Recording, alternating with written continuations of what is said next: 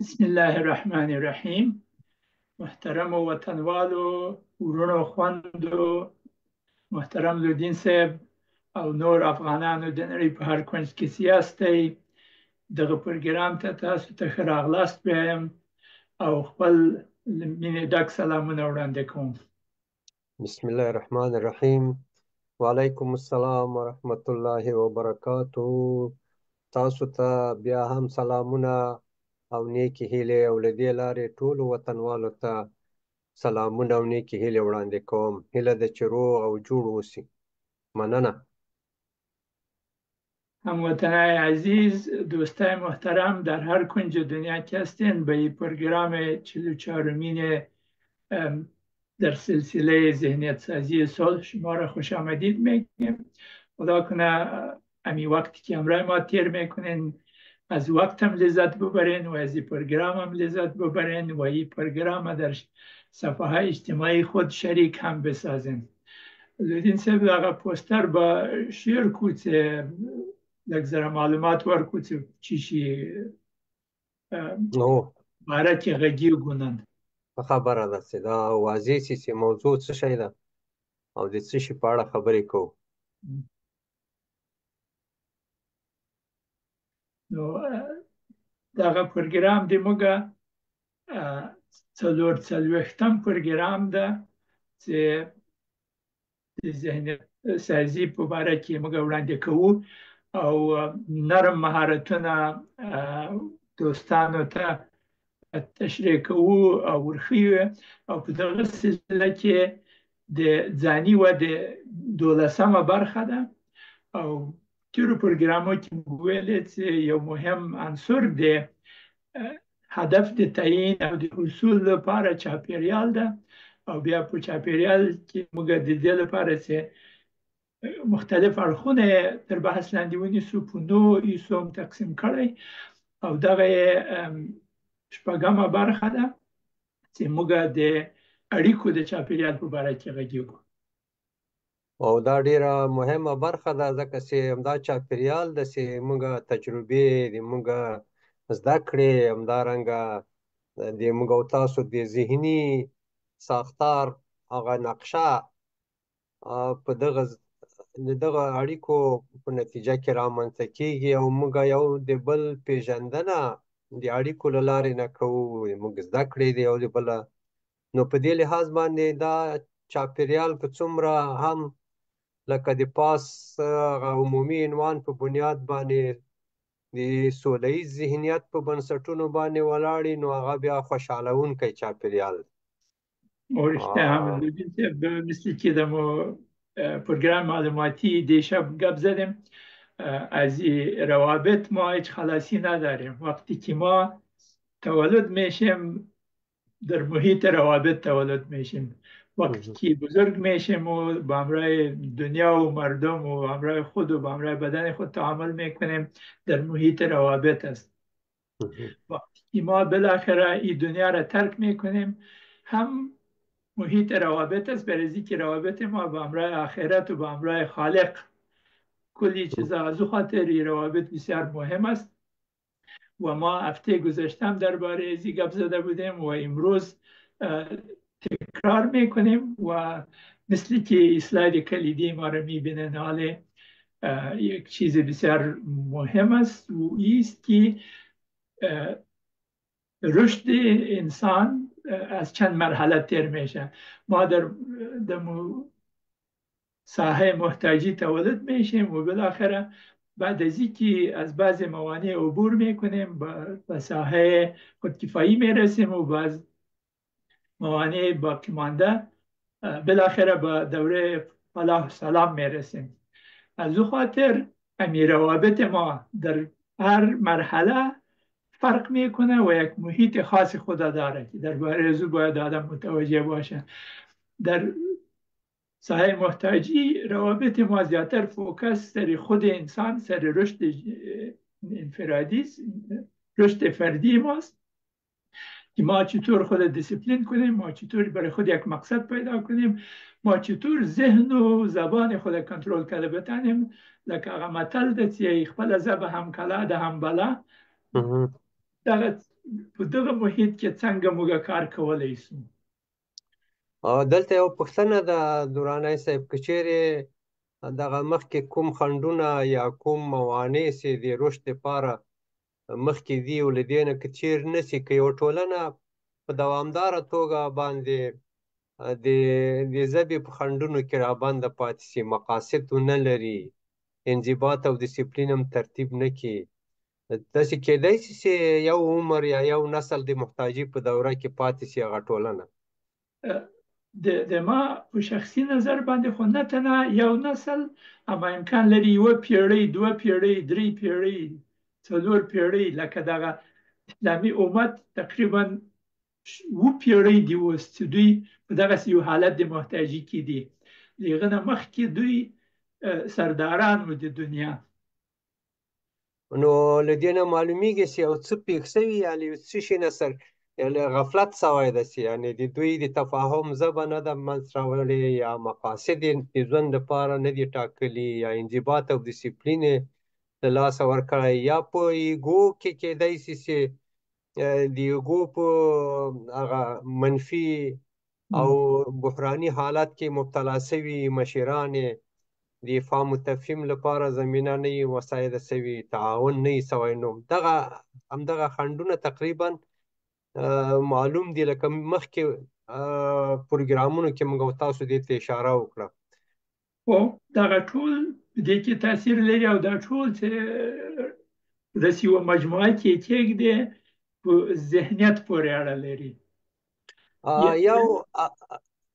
یعنې 6 پیړۍ مخکې یا 7 پیړۍ مخکې یو تغییر په ذهن کې راغلی ده چې موږ یې د قرباني حالت ته بولي یو، نسبت د دې چې د صلاح د فلاح او سلام حالت ته بوزي. یو د واقعیت حلقه نه پوهېږم څومره مهمه وي، ځکه چې هلته موږ غواړو چې هغه چاپېریال چې دوه طرفه چاپېریال د منځ کې د موږ هغه ذهني وضعیت ښیي. که درته نږدې یي خو هغه سلاید به وګورو چې هلته څنګه صرف د دې دپاره چې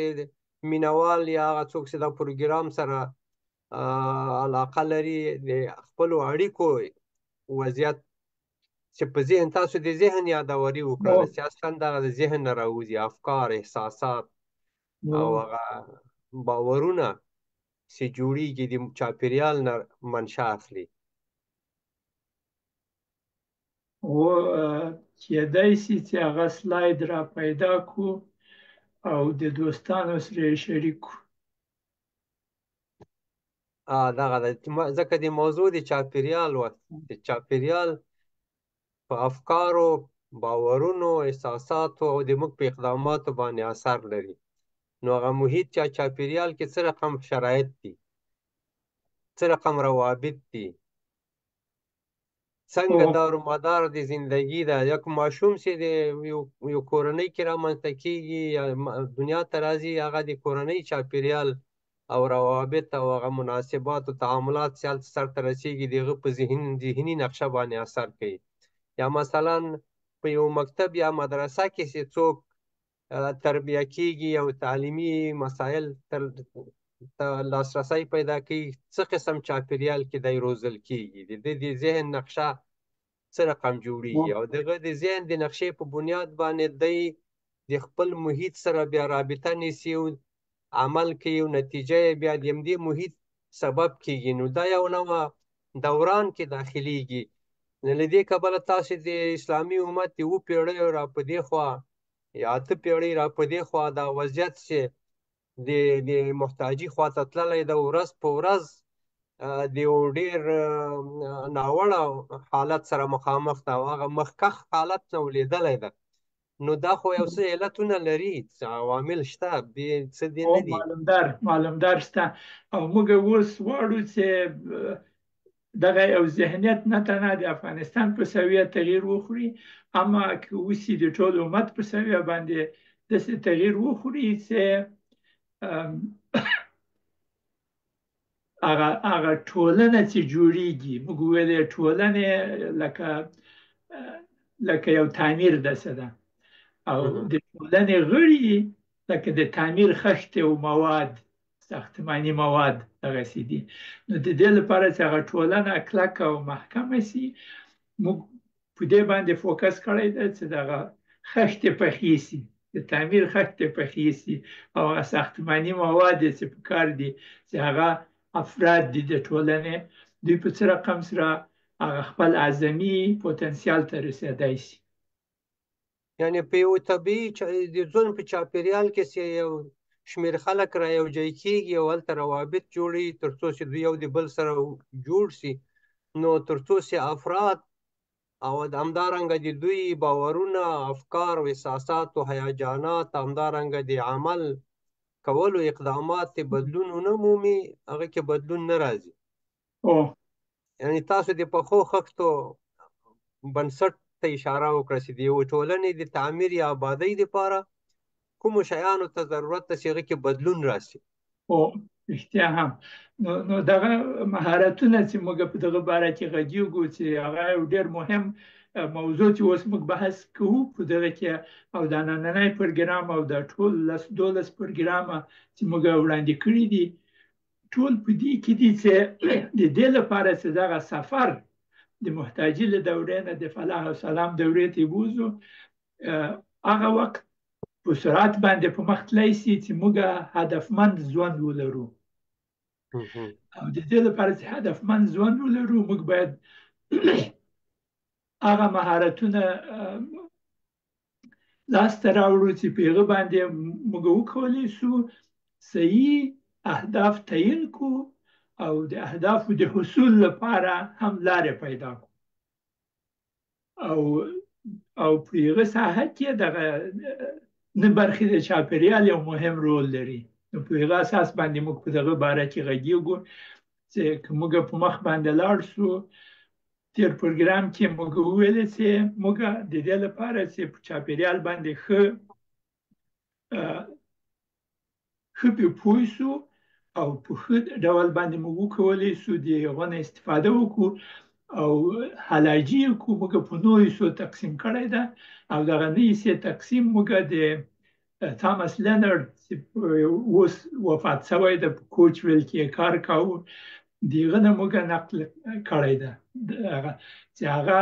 منځ کې په خپله انسان یا شخص ده، او اولین محیط ذهني محیط ده، بعد له هغه نه 8 نور محیطونه دي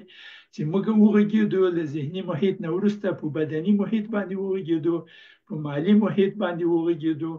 او اوس د اړیکو په محیط باندې 13 هفته مو وغږېدو او نن هم غږېږو.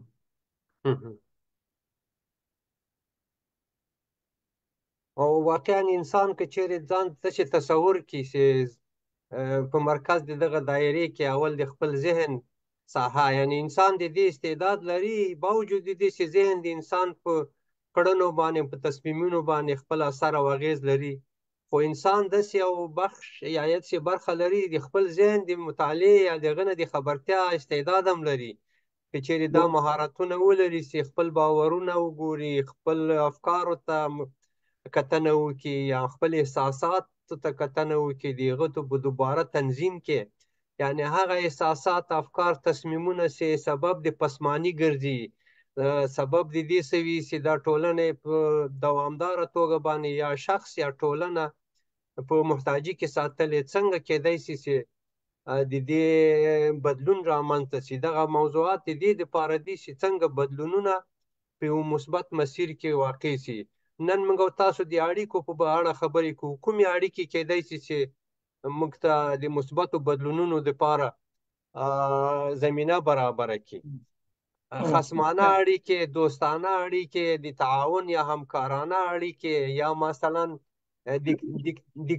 دیکتاتوري اړیکې، یعنی د مشورې اړیکې. په بعضې ټولنو کې دغه اړیکو خپل اثرات ښودلي دي چې کومې اړیکې اقتصادي، خو موږ تاسو تېره ورځ ویلې، یا مثلا د عامه اړیکې چې حتی سیاسي اړیکې هم په لویو پیمانه په دې کې راځي. او دا مهم ده چې بیا وروسته امکان لري رسولالدین صاحب چې اړیکې په حالت تغییر کې دي، موږ په اطراف کې اړیکې په حالت تغییر کې موږ څه خپل ځانونه عیار کولی شو چې د موږ په ګټه شي. او یعنی د چاپیریال د بدلون په نتیجه کې اړیکې تغییر کې یا په نظامونه را تغییر کې یا مثلا د موږ او تاسو اړیکې په دې 40 کلو کې که چیرې وګورو په افغانستان کې د ولس ترمنځ اړیکې د سیاسي چاپیریال نه ډېرې متاثره شوي دي. تاسو یو ضرب المثل درلوده چې د مبارزې د مکتب او د نظریې د مذاکره په نتیجه کې چې هغه اړیکې رامنځته شوي، څنګه کېدای شي چې هغه د مفاهمې او مذاکرې له لارې نه دوباره په صحیح مستوا باندې متحرک شي؟ یعنی ټولنه د فصل له حالت نه د وصل حالت حرکت ورکړي، بدلون رامنځته شي. تا یو موضوع ته اشاره وکړه، مثبت بدلون، منفي بدلون هم امکان لري، اما موږ غواړو چې مثبت بدلون راشي. هغه آیت د قرآن کریم کې یو آیت ده چې د خلکو او د یو ملت او د هغه شعب یا امت حالت خدای پاک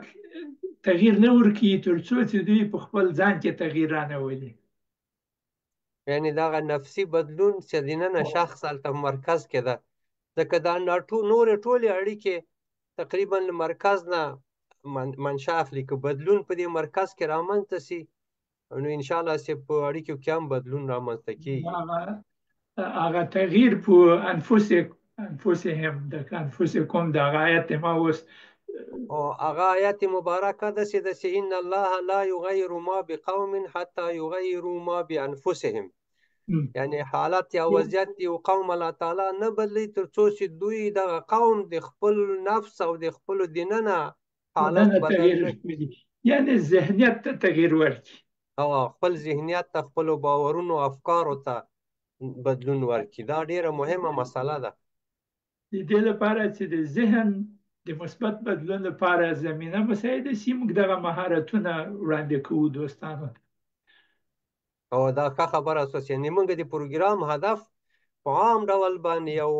مثبت بدلون ته د ذهن د غایې مبارکه په بنیاد و استناد باندې چې بدلون له کوم ځای راپیل شي، او موږ او تاسو دا پروګرامونه له همدې نه راپیل کړي. نو اړیکې ډېر مهم رول لري. موږ د اړیکو د محیط په باره کې غږیږو. انسان یو ټولنیز مخلوق خدای پاک پیدا کړی ده او اړیکو ته اشد ضرورت لري. په حقیقت کې دا موږ په تیر پروګرام کې وویلې، د دې لپاره چې موږ حافظه لږ زره تازه شي، د انسان د ژوند کیفیت د اړیکو په کیفیت پورې اړه لري، او د اړیکو کیفیت د انسان د مفاهمې د مهارتونو په کیفیت پورې اړه لري. دا یو ډېر مهم فورمول دی، یو حقیقت دی چې دوستان دې ته باید متوجه شي. دوم حقیقت دا دی چې د انسان د ژوند ټول دردونه او لذتونه د اړیکو نتیجه ده. نو که غواړي دوستان په دې کې نور معلومات پیدا کړي، خپل حافظه تازه شي، دوی کولی شي چې موږ پخواني پروګرام ته مراجعه وکړي. او دا درې خبرې ډېرې مهمې دي دراني صاحب، چې یعنی د انسان د ژوند د کیفیت وضعیت د انسان په اړیکو پورې، او د اړیکو کیفیت د مفاهمې په کیفیت پورې، او د ژوند دردونه او خوندونه، لذتونه، خوشحالۍ او غمونه او دردونه ټول په دې اړیکو په کیفیت پورې اړه لري. همدارنګه شدت د دغه دردو او د لذتو هم څومره عاطفي نږدېوالی لرو، فاصله لرو، د اړیکو فاصله څومره نږدې ده. نو داسې ویلای شو چې په سوله کې اړیکې موجودې دي، یو ډول خصوصیت لري. په شخړه کې هم اړیکې موجودې دي، خو هلته بل رقم خصوصیت لري. په جګړه کې اړیکې شته، خو هلته بل رقم. او د هرې اړیکې محصول بیا معلوم ده. د موږ او تاسو وطن کې خلک په دې آباد خبر دي چې موږ څه رقم اړیکې لرو. یعنی داسې نه دي چې د اړیکې داسې یو مغلق یا داسې یو خیالي شی ده، بلکې عملا هغه محسوسیږي او نتایج د عمل کردونه په نتیجه کې معلومیږي چې څه رقم اړیکې عامې دي، کومې اړیکې جوړه آبادي خوشحالي راولي، کوم ډول اړیکې په اصطلاح ورانه او خفګان او خصومت دا راولي. که لودین صاحب اگر من میره تشریح کنم، اگر ما فرض کنیم که ما در یک جامعه زندگی میکنیم که در حالت خودکفایی است، روابط منفی ما را از خودکفایی به محتاجی میبره و روابط مثبت ما را از خودکفایی به فلاح و سلام میبره. او یعنی دا یو فرض دی، داسې یو فرض که چېرې وکړو، یو حالت فرض کړو چې او په هغه کې موږ په خودکفایي کې یو، لکن داسې روابط رامنځته سي چې هغه موږ منفی بولي وي. منفي وي. یعنی موږ نسو کولی چې مفاهمه او هغه که ساده ووایو چې موږ خپل تفاوتونه او اختلافات د مفاهمې له لارې نسو کولی چې هغه حل و فصل کو، نو هغه روابط ځي بیرته د محتاجي برخې ته. د افغانستان اوسنی وضعیت هم داسې یو وضعیت ده چې موږ دواړو خواو ته فرصتونه لرو، د فلاح په لوري باندې لاړ شو، کوم شیانو ته ضرورت ده، او خدای نخواسته بیرته منفي شاتګ ته خدای نه راولي، خو دا هم تضمین نه ده چې دا به نه کېږي، ځکه دا د روابطو پورې اړه لري څنګه روابط جوړېږي. که افغانستان سره دنیا یا افغانستان وکولی شي چې له دنیا سره او له خپلو خلکو ولس سره روابط جوړ شي او مثبت شي او تعاون رامنځته شي او د بل حمایت رامنځته شي او د بل سره اهداف لوی اهداف تعیین شي، د هغه په لوري باندې حرکت رامنځته شي، نو ممکن د فلاح او بهبود په لوري باندې زموږ ټولنه حرکت وکړي. یعنی همیشه اړیکې یو ساکن پسیف حالت نه لري، بلکې متحرک او فعال حالت لري. ټول داینامیک دا ټول اړیکې یو د بل سره لکه شمسي نظام ته چې ګورې، په شمسي نظام کې هیڅ شی هم حالت د سکوت کې نه ده، هر شی په حالت د حرکت کې ده. او تاسو د نظام خبرو وکړئ، یو نظم کې په حرکت کې دي. هغه نظم مهم ده او دغه مهارتونه چې موږ غواړو دغه اړیکې په څه رقم سره عیار کړي، د دې لپاره چې منظم سي او د موږ په ګټه موږ د یو له لارې وده وکړو او هغه فلاح او سلام حالت ته ورسېږو. نو په مخ لاړ شو، نورم تیر پروګرام کې موږ دا وویل چې د اړیکو نتیجه ثروت ده، د موږ ثروت په اړیکو پورې اړه لري. موږ د ثروت په باره کې هم یو پروګرام درلود او دا په دې پورې اړه لري چې د موږ د اړیکو مقدار او کمیت څومره ده، د اړیکو کیفیت څومره ده او د اړیکو امنیت څومره ده. حتی په انفرادي ډول که یو نفر دوستان ډیر ولري، ښه اړیکې ورسره ولري، هغه د اعتبار خاوند هم وي، قوت هم لري او په ژوند کې احساس د امنیت هم کوي او کیفیت د اړیکو هم ډیر ښه ده. او تاسو ډېرې مهمې مسلې ته اشاره وکړه چې ثروت او دارایي تنها پیسې نه دي، بلکې هغه د اړیکو د څرنګوالي په نتیجه کې منځته راځي. دا یو موضوع ده، د سوشل کپیټال یا ټولنیزه سرمایه. دا یو ډیره مهمه موضوع ده په نړۍ کې یا په هره ټولنه کې چې هلته د ټولنیزه سرمایه د اړیکو د وضعیت له مخې نه یا هغه نهادونه چې په یو ټولنه کې موجود دي د هغو کیفیت څنګه ده، اخر ټول راځي هماغه خښتې ته چې تا مخکې اشاره وکړه چې که چیرې ذهنیتونه او استعدادونه همدارنګه مهارتونه په یو ټولنه کې په یو نظم کې رامنځته سي او هلته تعاون موجود سي، هلته یو ټولنیزه سرمایه رامنځته کیږي. هر نهاد کې ټولنیزه سرمایه ده، هلته حاصل ورکوي، تعاملات په غږی کې یا خدمات تولیدوي یا محصولات تولیدوي چې ټولنه د احتیاجي له مرحلې نه د خودکفایي په لوري باندې بیایي. یعنی دا د مطالعې وړ موضوعات دي، داسې نه ده چې هوایي خبرې دي. رښتیا هم. بل مثلث چې موږ تېر هفته په هغه باندې وغږېدو هغه د تفاهم مثلث ده. موږ وویلې چې د اړیکو کیفیت په افهام او تفهیم پورې، په مفاهمې پورې اړه لري او دغه درې شیان دي چې یو ګډ واقعیتونه دي او مفاهمه ده. که چیرته موږ د نورو خلکو سره ګډ واقعیتونه ولرو او ښه مفاهمه وکولی سو، موږ یو د بل سره نږدې کېدای سو. نو د دغه دواړو لپاره د مفاهمې مهارتونه ډېر مهم دي. نو په هغه نو باندې موږ اوس دراني صاحب، اوس دغه نقطه کې ځکه دا د موږ او تاسو د ټولنې یا د وضعیت که چېرې یو مثال یې راوړو چې موږ د دې وطن په جغرافیه او تاریخ کې دا خلک چې کلونه کلونه سره اوسېدلي دي او خپلې خوږې ترخې خاطرې او تجربې هم ډېرې لري، ډېرې ژوندۍ خاطرې موږ او تاسو لرو د خپل وطن نه، د خپل زندګي نه، د حالاتو نه او واقعات چې رامنځته شوي دي. که اوس هم غواړو چې د نږدېوالي په لوري باندې اوس دعوه موجوده ده چې دا وطن خلک چې څومره لرې دي په فزیکي لحاظ باندې که چیرې د ګډو واقعیتونو په رابرسېره کولو یا راښکاره کولو یا هغه خطوط چې ورته وایي هغه روښانه خطوط موجود سي، اهداف واضح سي او د مفاهمې یو محیط رامنځته سي، نو دا په اسانه توګه پورې یو ځای سي. نو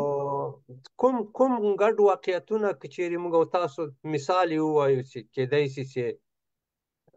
راښکاره سي، اما که ګډ واقعیتونه راښکاره سي مفاهمه نه وي بیا څنګه کېدای سي؟ نوردین صاحب، ما در پروگرام‌های سابقه پیش از 2 سال ما چند کرات سر از این موضوع گپ زدیم که امی روابطی که مناطق مختلف افغانستان و اقوام مختلف افغانستان با هم بسته کرده و با هم دوخته به اندازه قوی است که 44 سال جنگ در افغانستان نتانست و هر قدر که کوشش کردن که خطوط فاصل در بین از اینا به وجود بیاره که به وجود آورده نتانستن. ما امیرم گپ زدیم و متیقنم هستم که این میاله اگر 2 سال 3 سال در ایالات متحده جنگ صورت بگیره توتا میشه. اگر همون تو جنگی که در افغانستان صورت گرفت اگر در کشورهای همسایه ما صورت بگیره برای 3 سال 4 سال توتا میشه اون کشورها. اگر همی در خود روسیه صورت بگیره، در اروپا صورت بگیره، در هر نقطه دنیا صورت بگیره تا 10 سال هم دوام کرده نمیتونه، باقی نمیمانه. امی جغرافی افغانستان 44 سال در اوج جنگ بود، هنوزم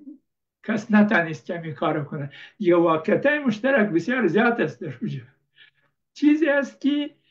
امو طرز مفاهمه یک ذره ضرر دیده.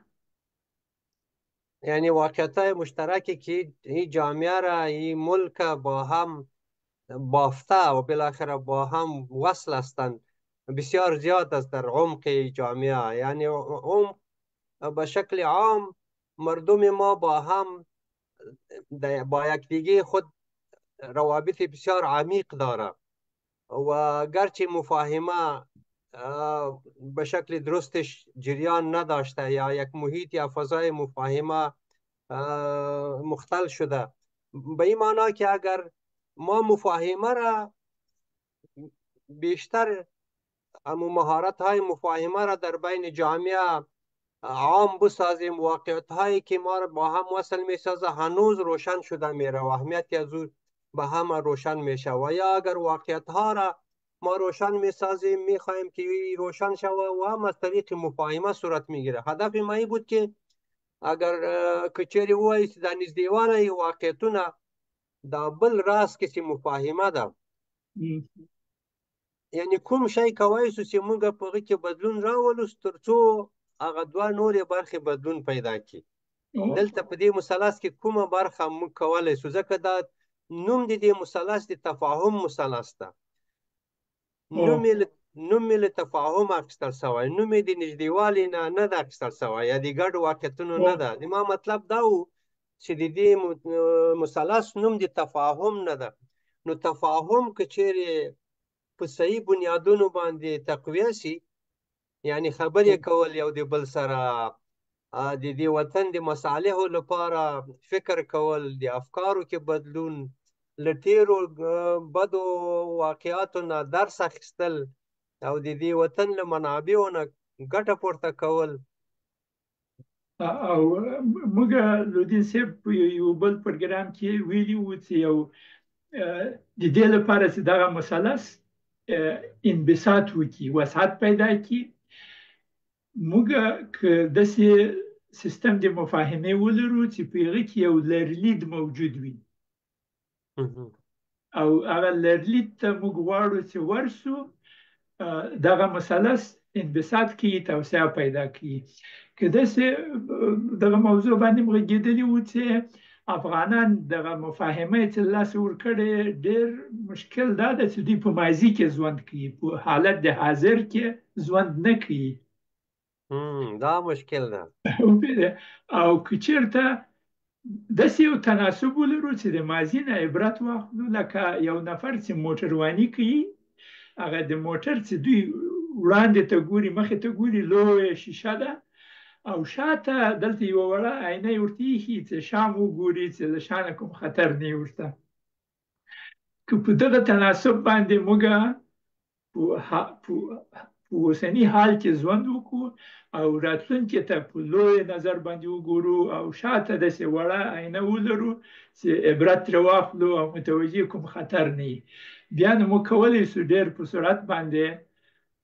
د فلاح او سلام حالت ته ورسیږو خودکفایي ته ورسیږو او بیا فلاح او سلام ته ورسیږو دا ډیره مهمه مسله ده چې دغه د اهدافو تعیین او دغه په لوري باندې تحرک او له گذشته نه یا له تیرو نه د عبرت اخیستل او د مخې په لور ته د اهدافو په لور باندې تحرک رامنځته شي نو دغه لوی اهداف خو په هره پیمانه سي مثلا اوسني چارواکي یا نظام هم د خپل وطن یا د ولس لپاره اهداف ټاکلی سي څومره روښانه او څومره په تفاهم جوړ شوي وي نو په دې کې نږدېوالی ډېر رامنځته کېږي یا هغه چیز فهمان چې زیاتره وخت لري استعداد لري تاسو ورته دا اصطلاح ما د تاسو نه اخیستې اجازه یې زه به م استعمال کړم موږ هم لږ لږ پکې راځو که نه پوهېږم نه به راځو په هر صورت موږ چیز فهمان هم که چېرې لوی اهداف سي هغلته د ټولو مصالح د دې وطن خیر پکې او خوشحالي ترسیم سي پکې او تحرک رامنځته سي هیلې را وټوکېږي او دغه په لوري باندې متحرک سو په ټوله دنیا کې ان شاء الله افغانان کولای شي چې د خپل وطن او د خپل ولس د آبادۍ لپاره لاس په کار سي رښتیا یو بله اصطلاح هم زه غواړم د تا سره هم شریکم د دوستانو سره هم شریکم چې زه استعمالوم هغه دغه دوه هغې دي یو غرب دیده ده او یو غرب زده ده دا خو مهمه خبره ده چې کله کله افغانستان کې چې سړی دا خواته چې ګوري غرب ته چې راګوري وایي دا غرب زده ده بیا ځینې نور اصطلاحات هم ورسره استعمالي چې دا فلانی ده تر څو د دې وطن د خلکو منځ کې یو نوع تصوري خطا یا خلا رامنځته سي نو موږ کېدای سي چې غرب دیده ته په مثبت ډول سړی وګوري او غرب زده ته په منفي ډول وګوري نو په هر حالت باندې په مخ به لاړ شو د دې لپاره چې مفاهمه ښه قوت پیدا کړي او د خلکو له منځ هغه اړیکې نږدېوالی پیدا شي هغه عاطفي فاصله لنډه شي مهم شی څه ده چې په تېر پروګرام کې موږ پرې وغږېدو هغه اعتماد ده او دا ډیره مهمه خبره ده پخوا موږ څو پروګرامه 15 پروګرامه د اعتماد د ودې په باره کې خبرې پرې وکړې چې دغه خلاصه ده چې په ځان باندې اعتماد به نفس اعتماد روابط اعتماد تنظیمی اعتماد بازاری و اعتماد اجتماعی ما امروز میخوایم درباره اعتماد روابط د اړیکو د اعتماد په باره کې وغږیږو چې دغه تېر هفته هم په دې باندې غږېدلي وو اما اوس یې په مخ بوځو نو تېر پروګرام کې موږ په دې باندې وغږېدو چې انسان د دې لپاره چې د اعتماد وړ وګرځي دغه څلور پایې دغه څلور د بنسټ څلور پایې دي چې یو صداقت او تمامیت ده یعنی انټیګریټي یو حسن نیت ده یو ظرفیت ده او بل فعالیت او نتیجه ده او د دې لپاره چې دا ټول هغه اړیکې د اعتماد باندې هم سړی ښه وپوهېږي نو دغه مثلث ته به راسو د اعتماد مثلث د اعتماد مثلث داسې یو حالت لري چې که دغه د مثلث قاعده وي او دغه مثلث داسې چې جوړ کړو نو دغه قاعده باندې د تا اعتماد په ځان باندې هغه اعتماد به نفس په تیر سلاید کې موږ په وګورو سلف ترست دغه د اعتماد د نفس قاعده ده اصل له دې ځای شروع کیږي موږ څومره په ځان باندې اعتماد لرو بیا موږ په نورو باندې څومره اعتماد کولی شو او بل اخره دریم حالت دا ده چې نور خلک په موږ باندې څنګه اعتماد کولی شي او دا یو اجتماعي قانون ده چې که چېرته په انګلیسي باندې یې چې you scratch my back I will scratch your back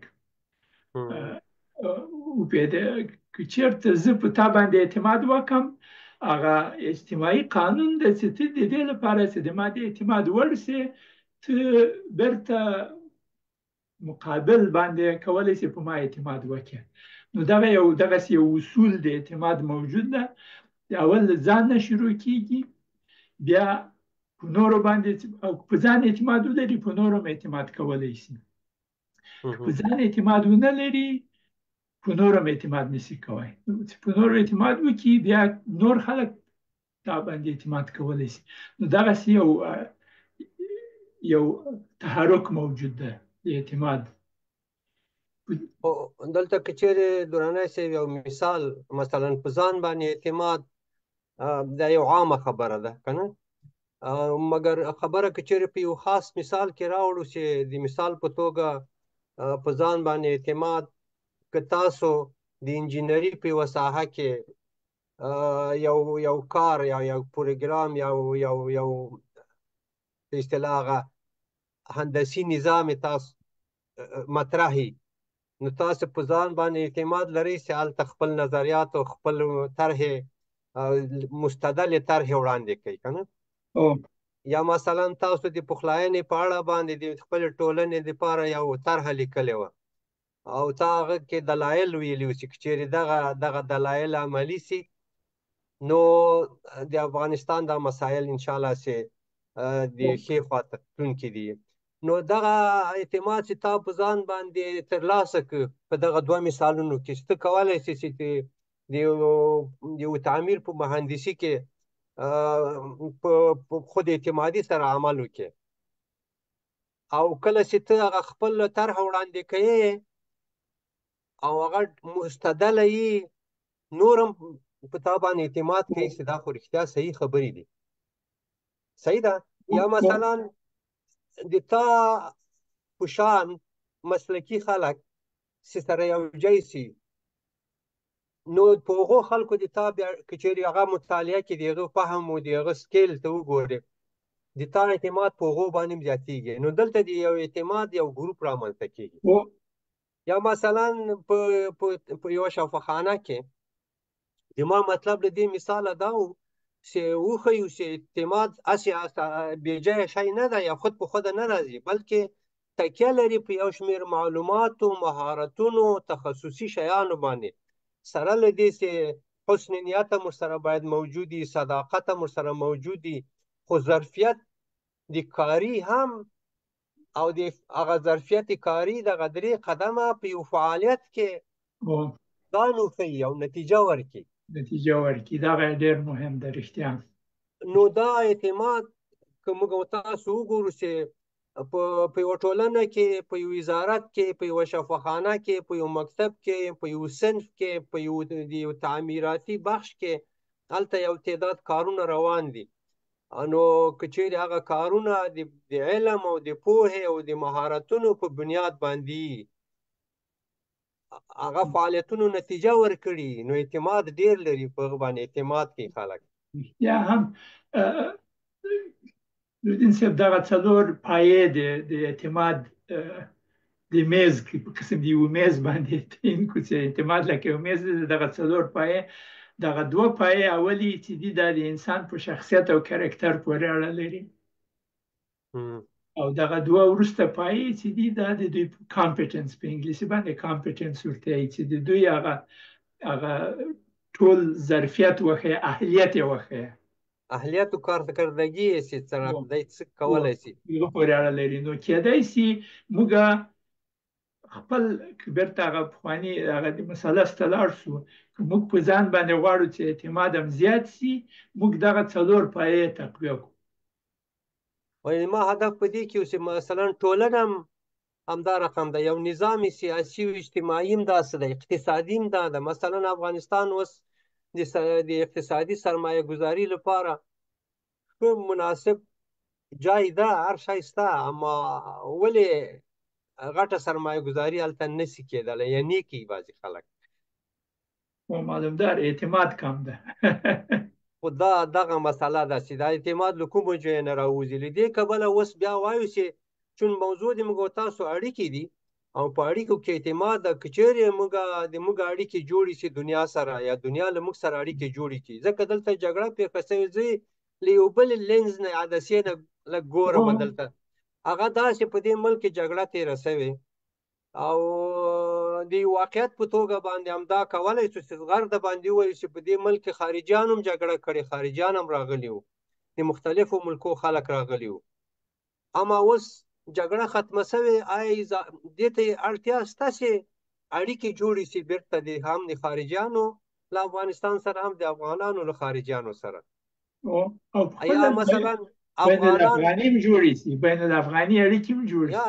راځم دې ته، مرکز کې د افغانانو خبره ده، افغانان هم د یو مقابل کې د یو بل مقابل کې په هر نوم سی وو، خو سره مقابلې راغلي منځته، نو اړیکې نه دي چې جوړې شي، سړی دا وایي چې هر شی ګل ګلزار دی. دا معنا دې لري چې افغانان اړتیا لري یا د دې ضرورت لري یا د دې خلا موجوده ده چې تر څو افغانان خپل منځ کې اړیکې جوړې نه کړي، د باندې اړیکې مشکله ده چې جوړې شي. نو اول دې ته اړتیا ده چې د اعتماد یو مثلث رامنځته شي چې دلته اړیکې جوړې شي، دوباره اړیکې دوستانه شي، صمیمي شي، تعاوني شي او همدارنګه په سوله او په امن په بنیاد باندې را جوړې شي. دغه مثلث قاعده دغه تا چې اوس اشاره ورته وکړه چې په خپل منځ کې د افغانانو اعتماد زیات شي، دغه قاعده د مثلث ده دلته تقویه کیږي. بعد له هغه نه بیا موږ کولی شو چې په خپل افغانستان کې اتحاد او اعتماد موجود وي، قوت پیدا کیږي. دغه قوت په اساس باندې موږ کولی شو د همسایګانو سره او د نورو سره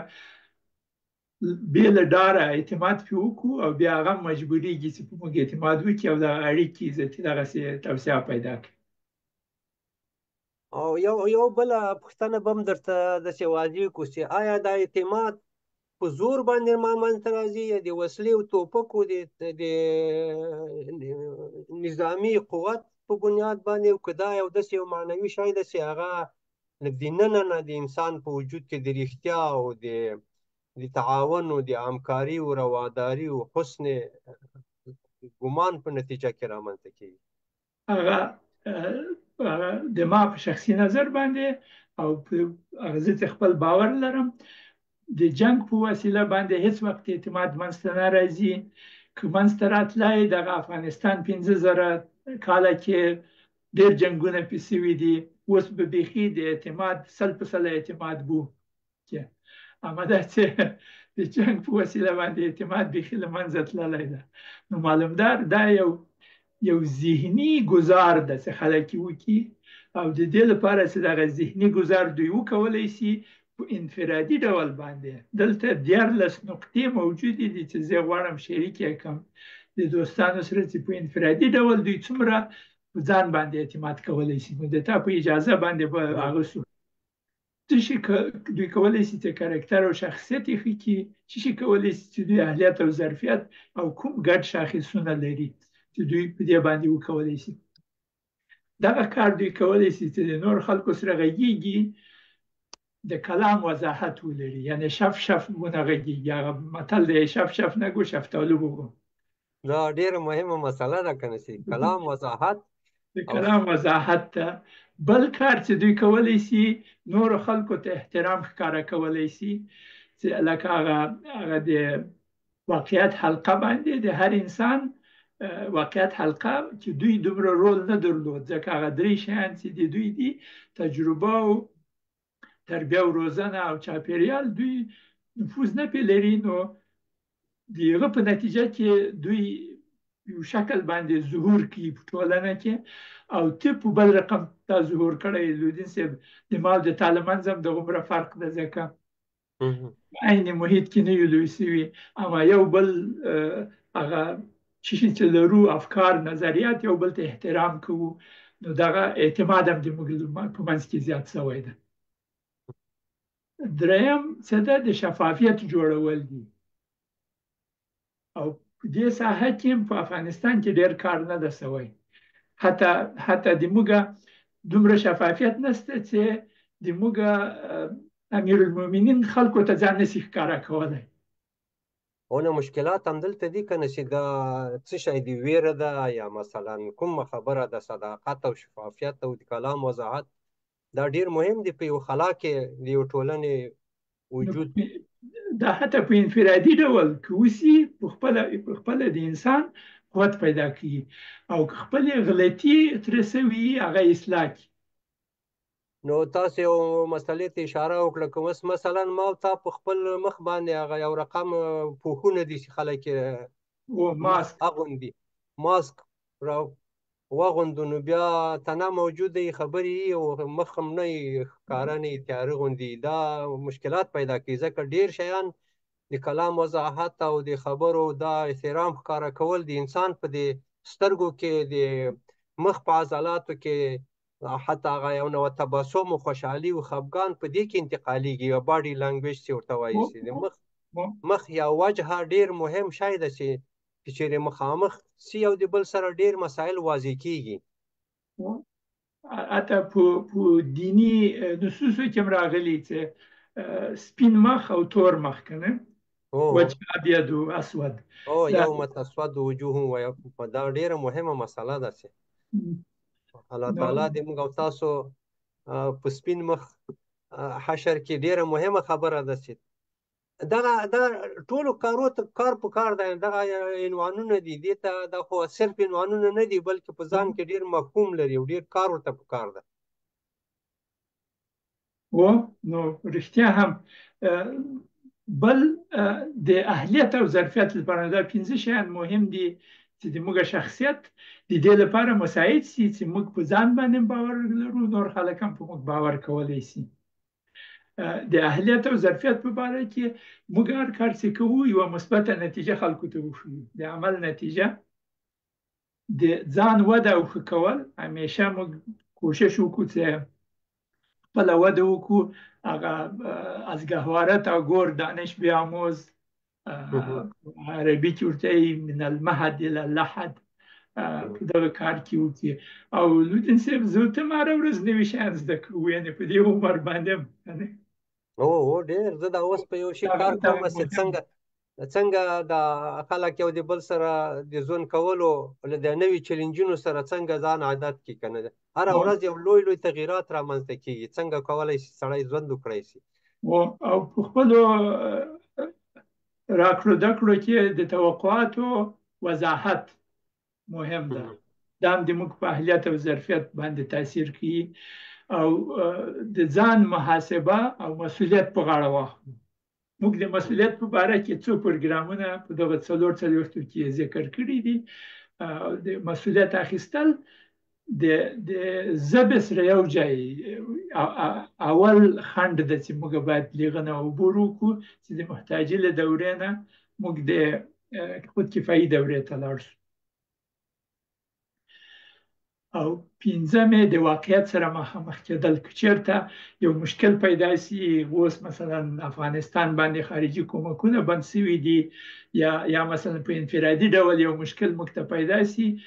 څه رقم سره مخامخ شو ورته وي confronted په انګلیسي باندې ورته وایي ترې ونه تښتو ځکه که چېرته مخامخ نشو سره هغه مشکل بېل دی چې موږ یې مدیریت کړو وده کوي او لویږي او بالاخره داسې مرحلې ته رسیږي چې امکان لري د موږ د له منځه وړلو سبب وګرځي. درانه صاحب دغه د اهلیت او ظرفیت په قسمت کې زه یو له د لاندې خوا نه د پاس خوا ته یو پوښتنه غوندې غواړم چې مطرح کړم. پوښتنه نه یو وضاحت غوندې چې د لاندې موضوع د واقعیت سره مخامخ کېدل دي او هغه پاس موضوع د عمل نتیجه ده. دا دواړه دا دواړه موږ یو 3-4 کاله مخکې د یو نظام د چپه کېدو په وضعیت ولید. مخامخ یو واقعیت سره مخامخ سو او د یو عمل نتیجه واسه دا. خو د محاسبې او د مسؤلیت په برخه کې که چیرې موږ اوس پوښتنه کوو چې دا له دې نه د خلک تښتي که نه، رښتیا هم خلک تښتي، هغه په یو چا او بل چا باندې اچي، هغه مسؤلیت نه اخلي، مسؤلیت په نورو باندې اچي. دلته یو دوست پوښتنه کړې چې وده در دری چیست؟ آقای شمس، ما او را به قسم رشد فردی زنی وده نمو و رشد فردی تقریبا دو چیز در خود داره. بسیار تشکر از دوستایی که سلام گفتن و تبصره کردن و اشتراک میکنن. جای بسیار شکر است برای ما بسیار تشویق میشیم. دریشان نور بام دلته ګډ کو بیا تبصره پیو سمه ده. و دغه نورو ته غوږ نیول، دغه مهارت د دې چې موږ to listen to other people، گوش گرفتن چې د نورو په افکارو باندې ځان پوی کو، بفهمیم که دیگه چی میگه و هدفشان چی است و اگر فهمیده نتانیم از پیشان سوال کنیم که امیر یک ذره تشریح کنن وضاحت، مثلی که برادر من نجیب شمس پرسان کرد که امی چی معنا داره. تعهد او وعدو ته وفا. یو وقت په افغانستان کې هغه نظام جمهوریت که اول آمد، یک امیدواری در کل جامعه پیدا شد برای که وعده دادن که اینجا دموکراسی میه، اینجا امنیت میه، اینجا جنگ خلاص میشه و اینجا نظام نو میه و وضع اقتصادی خوب میشه. پسان که فساد آمد و کل وعده از بین رفت، از او خاطر مردم اعتماد خودم باخت سر همون نظام. او دریم چې د په نورو اعتبار کول، هغه مثلث چې موږ وویل په قاعده کې اعتماد په نفس ده، بعد لیغنه اعتماد په نورو باندې ده.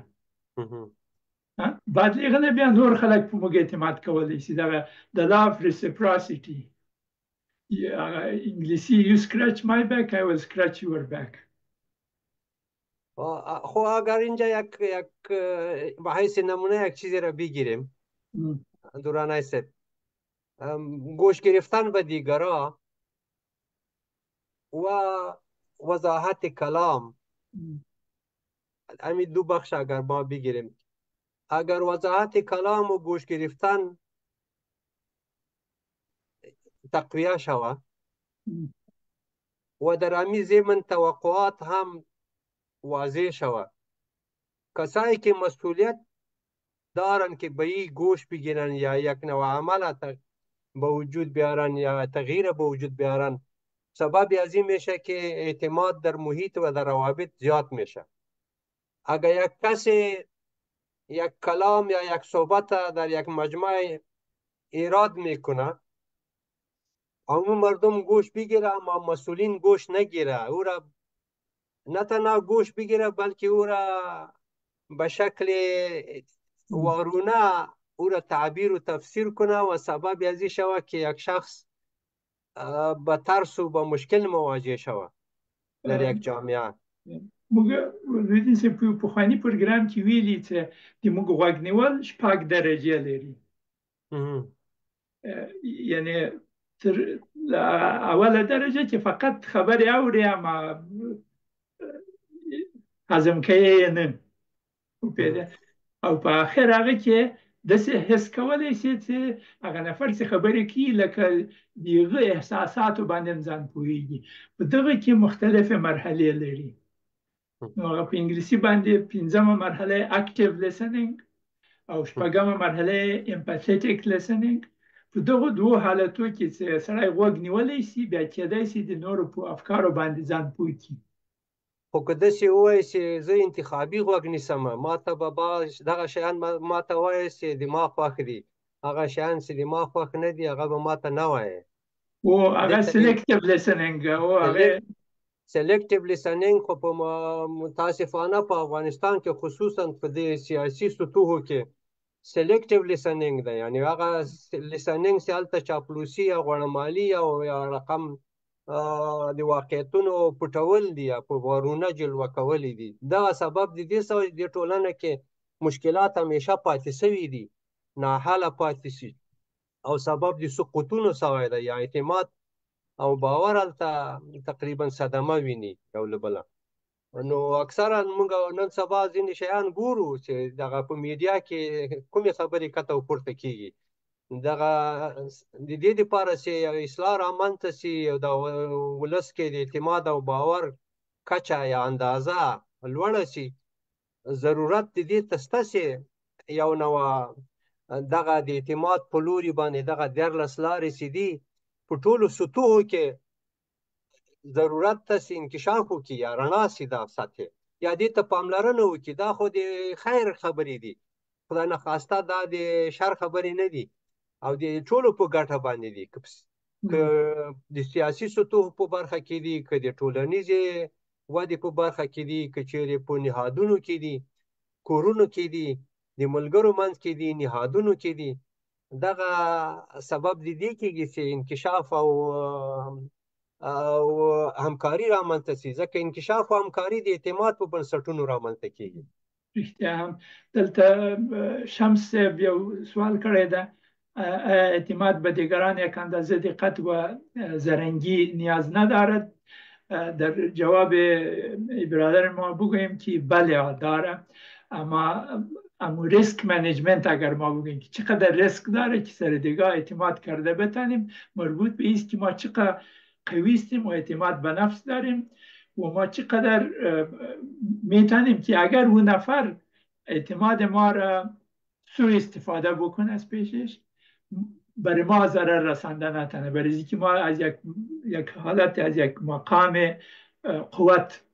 و توانمندی امرایشان چی میکنیم. و یک موضوع دیگه هم است که موضوعات فرق میکنه، حالات و وضعیت فرق میکنه که در کدام حالات اعتماد، مثلا دوستایی که در طول سالها با هم دیگر دوست بودن و یک حد اعتماد رسیدن، دفعتا در بعضی وقایع اعتماد میشکنه، میفته، اصطلاح پارچه میشه. یعنی حدود اعتماد هم به کار است که اعتماد من حیث یک درخت چطور انکشاف میکنه تا به ثمر میرسه، خود اعتماد هم در ساحهای مختلف فرق میکنه و رشد و تعمیر اعتماد هم مراحل مختلف خود داره. یو نویسنده ده په نوم د سټیون ام آرکوي، یو کتاب لیکلی په نوم د سپید اف ترست، سرعت اعتماد، څومره سرعت کیدای شي. هغه یې د دې لپاره چې اعتماد ته وده ورکړي او اعتماد پیدا کړي ډېر وخت نیسي، اما اعتماد له منځه وړل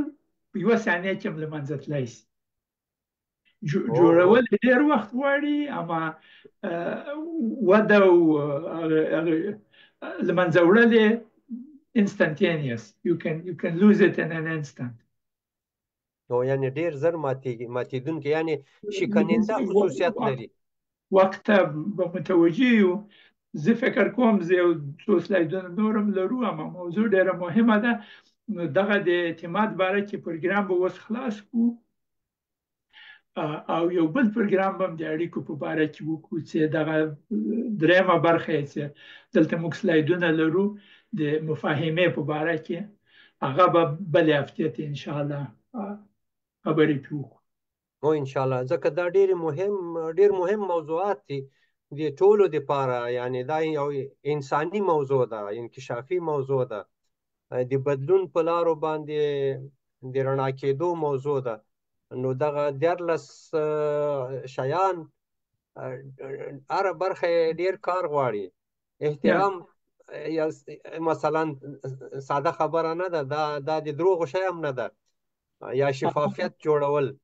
د توقعات وضاحت. دلته یو سوال هم شوی دی، از بعضی اوقات توقعات بیجا باعث شکستن اعتماد نمیگردد. بله معلومدار میگرده، اما اگر توقعات واضح باشه، ما پیش از اینکه کدام اقدام کنیم میفهمیم که او توقع بیجا است یا نیست. اگر واضح نباشه مشکل پیدا میشه. هم اگر وضاحت داشته باشه باز این مشکل ما میتونیم پرواکتیولی دربارش تصمیم بگیریم. آیا توقعات چقدر با ضروریات و نیازهای اساسی یک شخص یا یک گروه رابطه داره؟ یا او در موضوع مذاکره یک موضوع بسیار مهم است که توقع یک موقف است، اما در پشت سر از او توقع کدام ضرورت یا نزاع یا نیاز وجود داره؟ اگر منطقی باشه، اگر ضروری باشه و حیاتی باشه، میشه سری از او صحبت کنن. و دیگه ای که در توان یک شخص، بعضی وقتا مردم توقعاتی را داره که در توان یک شخص نمی باشه، در او وقت مناسب نمی باشه. بناهن اکثر توقعات فی بجا و نابجا سبب از این میشه که سبب شکستن اعتماد و همکاری را بر هم میزنه و همچنان موضوع رسیدگی به توقعات بجا سبب بلند بردن اعتماد و همکاری میشه. نو بس د دوستانو سره به خدای پاماني وکړو. بل پروګرام کې به بیا هم لږ زره نور هم دغه د اړیکو په باره کې او هغه عوامل چې اړیکو ته وده ورکوي هغه باره کې به نور معلومات هم شریک کړو د دوستانو سره.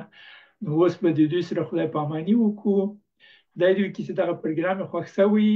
د دغو دوستانو نه لکه ډاکټر صاحب نجیب الله توتاخیل،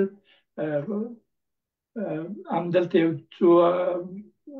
پیغامونه یې پرېښي، ډېره مننه، او محترم نجیب شمس او نور دوستان هم چې دلته غوږ نیولی. خدای دې وکړي چې په راتلونکي پروګرامو کې هم دغسې د موږ سره ګډون وکړي،